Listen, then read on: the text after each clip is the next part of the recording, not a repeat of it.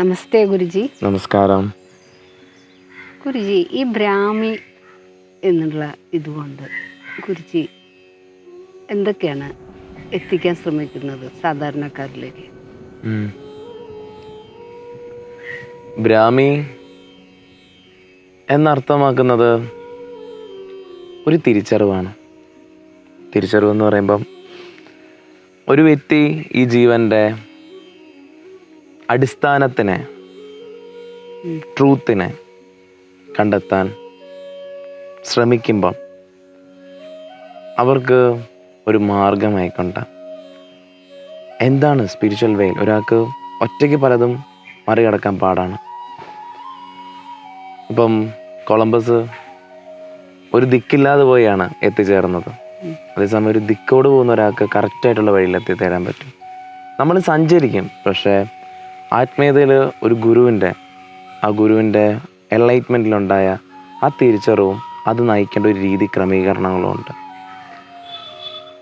അതിന് ഈ തിരിച്ചറിവിൻ്റെ വക്കിലേക്ക് മറ്റുള്ളവരെ ട്രൂ സ്പിരിച്വാലിറ്റി എന്താണെന്ന് അറിയിച്ചു കൊടുക്കുവാനായിട്ടുള്ള ഒരു മാർഗമാണ് ബ്രാഹ്മി എന്ന് പറയുന്നത്. ബ്രാഹ്മി ഒരു പേരാണ്. ബ്രാഹ്മി എന്ന് അറിയാലോ, ബ്രഹ്മം, പരമമായിട്ടുള്ള ഒന്ന്, റിയാലിറ്റി ആയിട്ടുള്ള ഒരൊന്ന് മാത്രമാണ് ബ്രഹ്മം. ബ്രഹ്മത്തിൻ്റെ ഒരു പദം ബ്രാഹ്മി. ബ്രാഹ്മി എന്നുള്ള പേരിനെക്കാട്ടിലുപരി ബ്രാഹ്മി എന്തിനെയാണ് ഉദ്ദേശിക്കുന്നത്? ആ ഒരു സെൽഫ് ട്രൂത്തിലേക്ക് ഒരു വ്യക്തി എന്തായിരിക്കണം ജീവിതത്തിൽ, അവയർനെസ് ആയിരിക്കേണ്ടതിൻ്റെ പ്രാധാന്യത്തെക്കുറിച്ച് മറ്റുള്ളവരിലേക്ക് എത്തിക്കുന്നൊരു പ്രക്രിയയാണ് ബ്രാഹ്മി എന്ന് പറയുന്നത്. ഇത് എത്ര വയസ്സ് മുതലുള്ളവർക്ക് ഇതിൽ പങ്കെടുക്കാം? ബ്രാഹ്മിയിൽ പറഞ്ഞല്ലോ, ബ്രാഹ്മിയിൽ ഇതൊരു ഉയർന്ന സാധന പദ്ധതികളാണ് ഇതിലുള്ള. എന്നുവെച്ചാൽ ഇത് നമ്മൾ പരിശീലിക്കുന്നത് തന്ത്ര സാധനയാണ്. തന്ത്ര മീൻസ് ഒരു ഉപാധിയുള്ള മാർഗമാണ്, ഒരു ടെക്നോളജിയാണ്. യോഗ എന്ന് വെച്ചാൽ എന്താണ്? ചേരുക. അപ്പം എങ്ങനെ ചേരാൻ സാധിക്കണം? അതിനൊരു ഇന്ന് പല ആൾക്കാർ യോഗ എന്ന് കേൾക്കുമ്പോൾ ആസനാസ്, മുദ്രകൾ, ഇതൊക്കെയാണ്.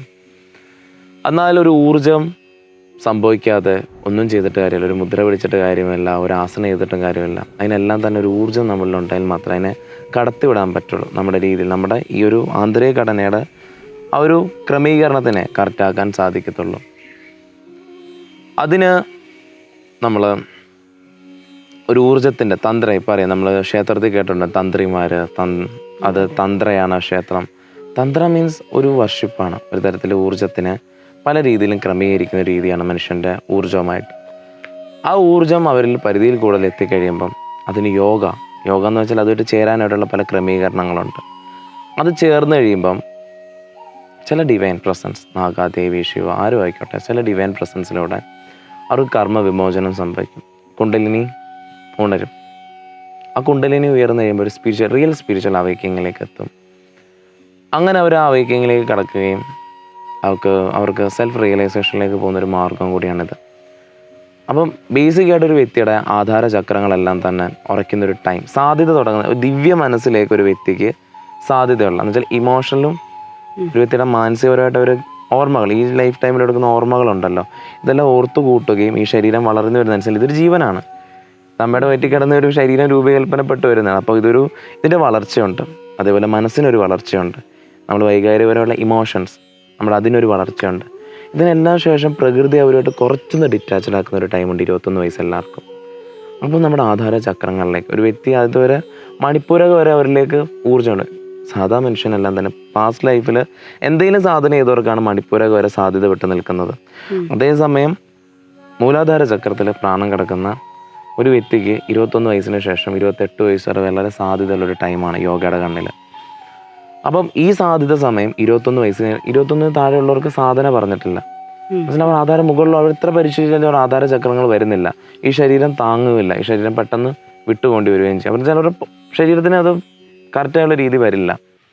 അപ്പം 21 വയസ്സ് മുതൽ ധനാനുബന്ധ ഇല്ലാതാക്കാൻ പറ്റുന്ന ഒരു ഏജ് എന്ന് പറയുന്നത് 68 വരെയാണ്. 68 ശേഷം പിന്നെ നമ്മൾ പരിശീലിച്ചിട്ടും കഥയില്ല.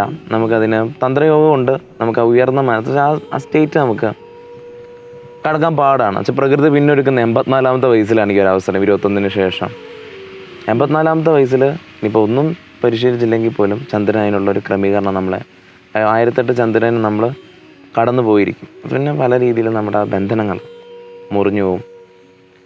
അതേസമയം ഈ പരിശീലനം തുടങ്ങേണ്ടത് പറഞ്ഞില്ലേ, ഏജ് ഒരു പ്രായമല്ല. പക്ഷേ നമ്മുടെ പറഞ്ഞല്ലോ, ഏതൊരു യോഗിക്കാണെങ്കിലും ഭോഗിക്കാണെങ്കിലും ആർക്കാണെങ്കിലും നമ്മൾ പരിധി കൂടുതലൊരു എനർജി വന്നാൽ മാത്രമേ ഉള്ളൂ സമാധി എന്ന് പറയുന്ന സ്റ്റേറ്റ് എത്തുന്നത്. സമാധി മീൻസ് സമചിത്തത, ബോധവുമായി. ബോധം നമ്മുടെ ബോധവുമായിട്ടല്ലേ, ബോധത്തിന് വേണ്ടിയിട്ടാണ് നമ്മളിത് ചെയ്യുന്നത്. ഇപ്പോൾ സാധന പരിശീലിക്കുന്ന നിങ്ങൾക്ക് എല്ലാം അറിയാം. ഫസ്റ്റ് സ്റ്റേറ്റ് പോലല്ല നമ്മുടെ സെൽഫ്, നമ്മുടെ ക്യാരക്ടർ മാറുന്നത്. നമ്മൾ ധരിച്ചു വെച്ചല്ലേ മനസ്സിൻ്റെ വളർച്ച എന്ന് ഞാൻ പറഞ്ഞു, ശരീരത്തിൻ്റെ വളർച്ച എന്ന് പറഞ്ഞു, വൈകാരികമായ ഇമോഷൻസിൻ്റെ വളർച്ച എന്ന്. ഈ വളർച്ചയ്ക്കൊക്കെ അപ്പുറം തന്നെ നിങ്ങളിൽ സംഭവിക്കുന്നത് എന്താണ് അല്ലേ? ക്യാരക്ടർ മാറുന്നു അല്ലേ?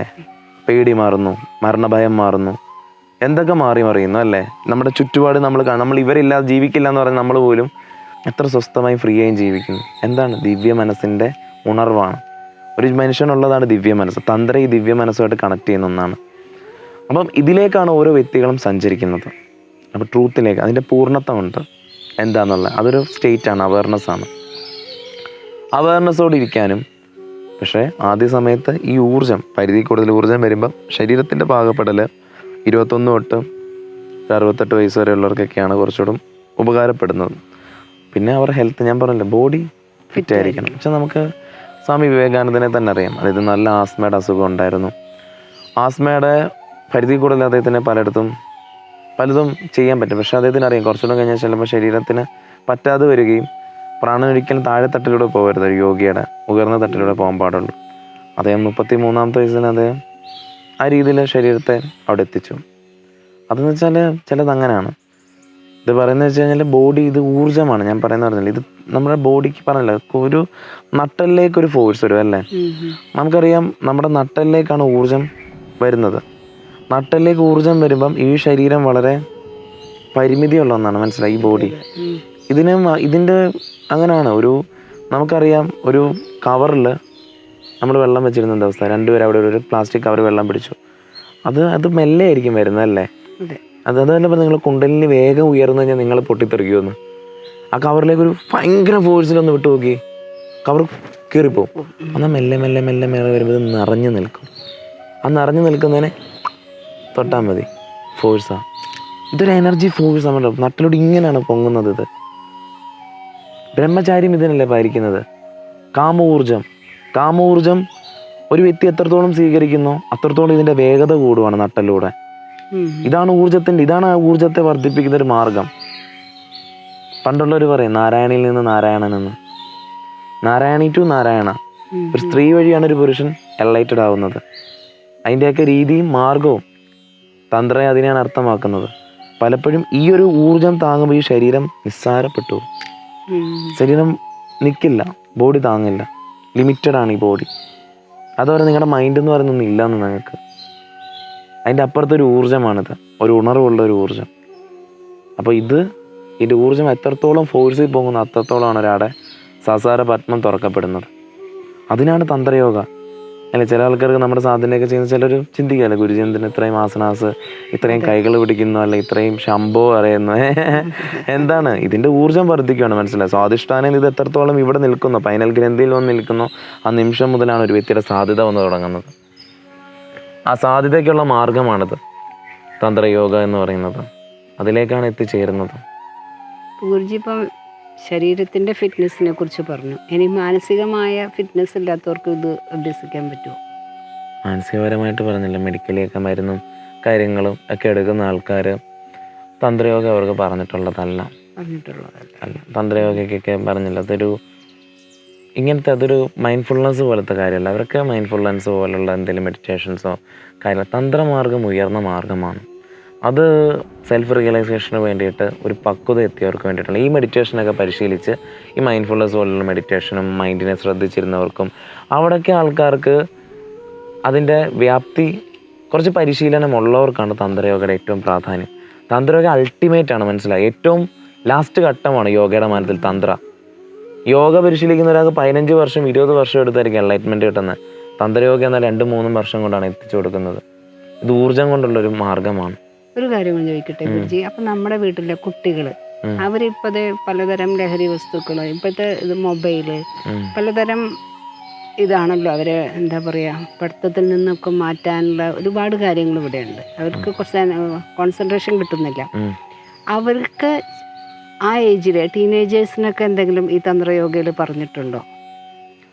ഞാൻ പറഞ്ഞല്ലോ, അവർക്കൊക്കെ ശക്തിക്രിയ പരിശീലിക്കാവുന്ന കാര്യമാണ്. ശക്തിക്രിയൊക്കെ ഏതൊരു ബേസിക് ആയിട്ടുള്ള ആൾക്കാർക്കും പരിശീലിക്കാനായിട്ടുള്ള കാര്യമാണ്. പക്ഷേ തന്ത്രയുടെ ബാക്കിയുള്ള മാർഗ്ഗങ്ങൾ ബ്രാഹ്മി 21 ഡേയ്സും പല രീതിയിലുള്ള നാഗശിവ പോലുള്ള സാധനങ്ങളൊക്കെ തന്നെ ആ സ്റ്റേറ്റിൽ നിന്ന് അവർ പറഞ്ഞില്ല, അവരൊരു തിരിച്ചറിവുണ്ട്. മനസ്സിലായോ? തന്ത്രയോഗ എന്ന് പറഞ്ഞു കഴിഞ്ഞാൽ അത് ഈ ശക്തിക്രിയ ചെയ്യുന്ന ആൾക്കാർക്ക് ഒരു എനർജി ഫീൽ ചെയ്യും. അവരവരുടെ കർമ്മത്തിൽ നിന്ന് കുറച്ചൊരു ബാക്കിലോട്ട് നിൽക്കും. അവർക്ക് വീണ്ടും വീണ്ടും അവിടെ എത്തണം എന്നുള്ളൊരു അവർ തന്നെയാണ് സഞ്ചരിക്കുന്നത്. ഞാനായിട്ടല്ല അവരെ സഞ്ചരിപ്പിക്കുന്നത്. യു ഡു തന്ത്രസാധന അൾട്ടിമേറ്റ് പോസിബിലിറ്റീസ്, ഇങ്ങനല്ല ഞാൻ പറയേണ്ടത്. ഇതല്ല അതിനുള്ള ഉത്തരം ഇതല്ല. സ്വന്തം റിയലൈസേഷനിലൂടെയാണ് തന്ത്രയോഗയിൽ വരേണ്ടത്.